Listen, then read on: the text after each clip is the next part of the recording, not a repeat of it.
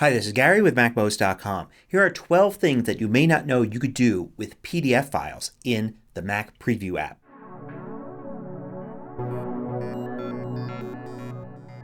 MacMost is supported by more than 500 viewers just like you. Go to MacMost.com/Patreon. There you could read more about the Patreon campaign, join us, and get exclusive content. So you probably have used Preview to open and view PDF files. But you can do a lot more with PDF files in Preview than just looking at them. This first one may seem obvious to a lot of you, but some people just don't know this. You can click and fill in PDF forms right in Preview. Now the PDF has to be built in a certain way to allow this. A lot of PDFs are just text on a white background, but some PDFs actually have special elements in them, fields, and you can see here when I move my cursor over these fields they change color. Sometimes I don't see these colors here, but you can click in there and you can type to fill out the field. I think one of the reasons people don't know this is because a lot of websites will have a PDF form you can download and it'll say you need Adobe Reader to be able to fill this out. But Preview works just fine. Maybe 20 years ago Adobe Reader was the only PDF viewer that did it. But now most PDF viewers allow you to fill out forms.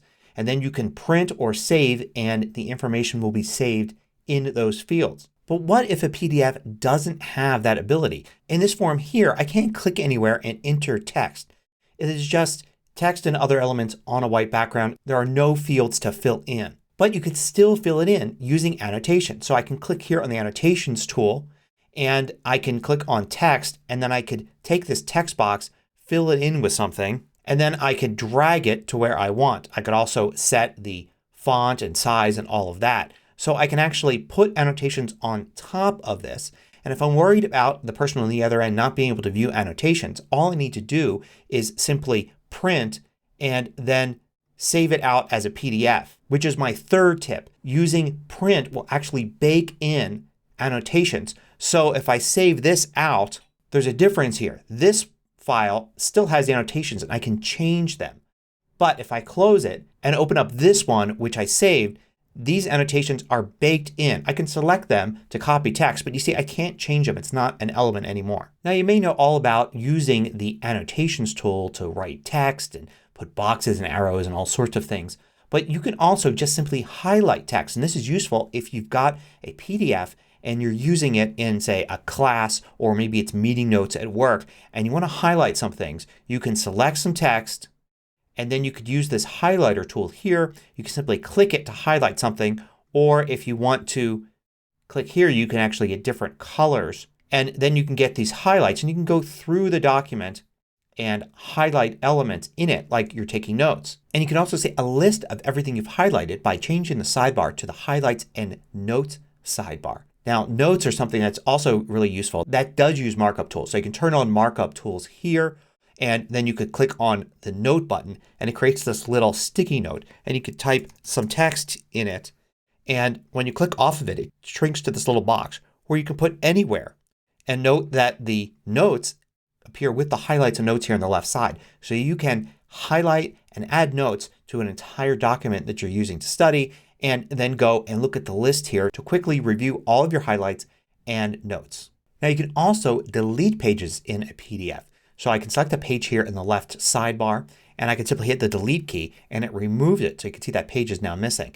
I can go maybe to the end here and get rid of some pages there as well. You can shift click to select a range of pages and delete them. You could delete a page in the middle. And when you save it you won't have those pages anymore. So if you have a document that say has some instructions and then a form, you can get rid of the instructions and just save the form. You could also rearrange pages. So here in the left sidebar if I wanted to I could click on a page and drag it and change the order of pages. So if you get something where things are in the wrong order you can switch those pages around here using the left sidebar thumbnails. You can also merge PDF documents. One way to do that is to open up the first one, then turn on the left sidebar for thumbnails.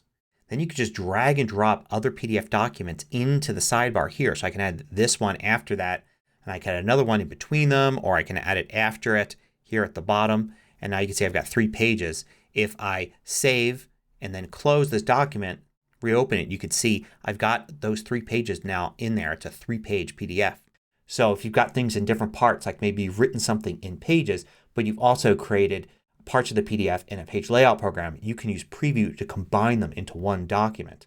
Now you can crop a PDF document as well, just like you can with an image. So the way to do that is to go into Annotation Tools and select the rectangle here so you can select an area.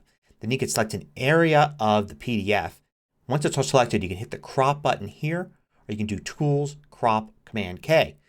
And it's going to give you a warning that it's not actually going to delete this area. So you're not going to save any space. It just will make everything invisible. So now you've just got this, which is handy if that's all that you want to print or all that you want to see the next time you open up the document. You could also white out parts of an image. So here you get like a boarding pass, and they ask you to print it, and it's got all these big ads here in full color on the page, and you know how much ink that's going to use. So what you can do here is go and create a box. Just make sure the color of the box is white.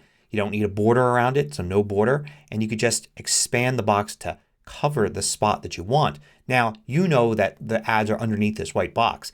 But when you print, your printer doesn't care. It's not going to use any ink to print that white section.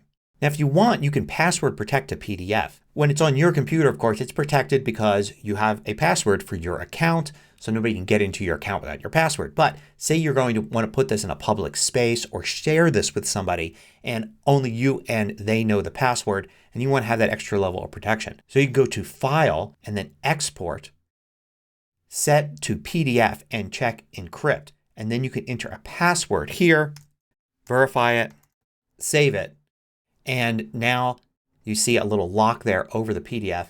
If I double click on it, it's going to ask me for that password. Most PDF viewers know how to ask for passwords, so even if you're sending it to somebody on a different system, their PDF viewer is going to ask them for the same password, which will decrypt it.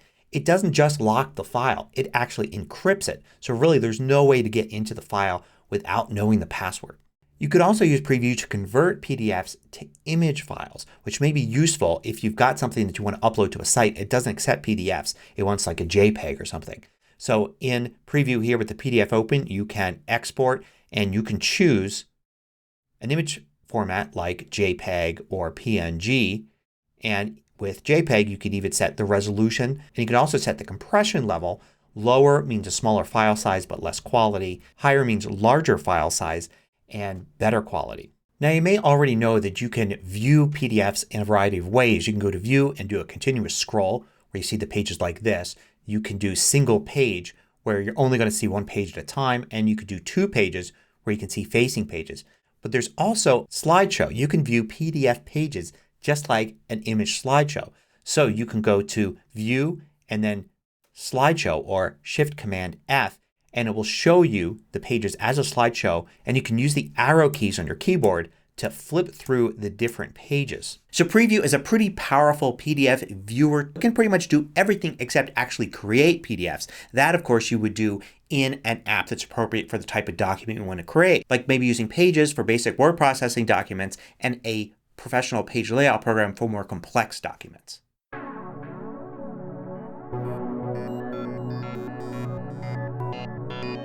I publish new tutorials every weekday. Hit the subscribe button so you don't miss out. Then hit the little bell icon to get notifications for each new tutorial.